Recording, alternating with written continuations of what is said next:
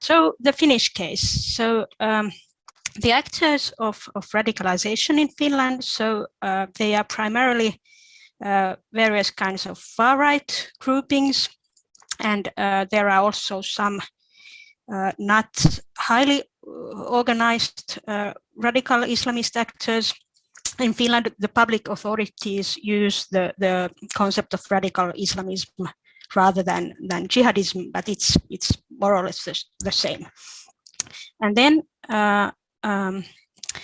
Finland in general is quite a non-violent country. The level of political violence is not high in Finland, but of course we have this tradition that Finland had, like slightly over 100 years ago, a civil war and so on. So in a way we have this national discourse or narrative about Finland building on the legacy of the civil war and leading and this development leading to this consensual culture where violence is opposed to. And then when you look at Finnish party politics, so we do have this Finns party, which originally started as this more general right-wing populist party, and during their current leader, so they have more and more profilated towards this being this more traditional anti-immigration radical right party. And there is a complex relation between the Finns party and the far right. There is some overlap, but then also some conflicts. For instance, we had a case where one party representative from the Finnish party was attacked by a far right actor, and there was an attempted murder towards this Finnish party official. So the relation between the Finnish party and the far right is complex. Then in Finland we have very small scale radical left-wing action and anarchism and environmental movements, but they are more like this civil disobedience categories. So there are not radicalized actors in the same sense as the far right and the radical Islamist actors. And in reports by public officials, so it's mainly the far right and radical Islamism that are recognized as threats for radicalized violence. So very shortly about the actors of de-radicalization in Finland. So we do have this Nordic welfare state tradition, and the idea is that all the welfare services and the schooling system and so on act as actors of de-radicalization, so to say. So we talk about implicit de-radicalization policies. But we do also have these explicit policies, and they are coordinated by the Ministry of the Interior, so national level coordination, but they are implemented mainly at the local level through collaboration between public sector actors and then actors from the third sector or civil society organizations. And the problem with the Finnish explicit de-radicalization policies is that it is often implemented through fixed-term projects, so the continuity of the funding is not secured. Okay, next slide, please.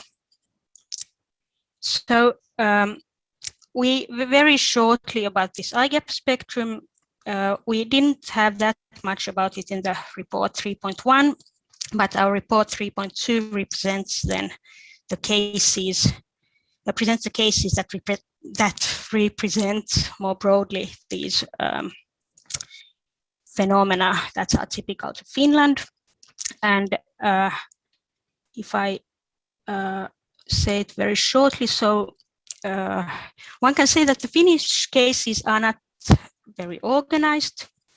So they are more likely like these isolated cases, either radical Islamist or then from the far right. And we have also had several school attacks or school shootings in Finland, which can be seen as one form of radicalization. But the point with the cases and the IGAP spectrum is mainly that okay, they are in a way lone actors. They are not very organized in most of the cases, but they have like these online networks, so they are not lone wolves in that sense. But their claims are more or less relatively abstract ones. They are not very tangible. So when in the IGAP spectrum, we had like different dimensions such as free distribution and regional identities and so on. So these are not very strongly present in the Finnish cases of violent radicalism. And then one point that we still want to make is that many of the Finnish cases also represent a certain kind of violent masculinity or even misogyny behind these attacks. So that was the Finnish case very shortly. So is there anybody from the Finnish team who would like to add something? Hi, I can still add one point.